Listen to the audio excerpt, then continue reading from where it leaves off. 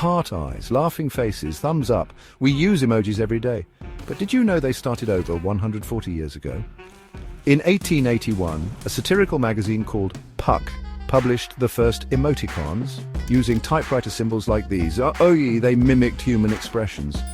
These early symbols represented joy, surprise, melancholy, and indifference. It was a creative way to bring emotions into writing.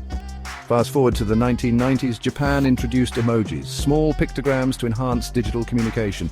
From Tumda, the world of emojis exploded. Today, there are over 3,600 emojis, bringing messages to life in every language and culture. Who knew a few typewriter symbols in 1881 would spark a global emoji revolution? Like and comment with your favorite emoji. Don't forget to subscribe for more fun history bites.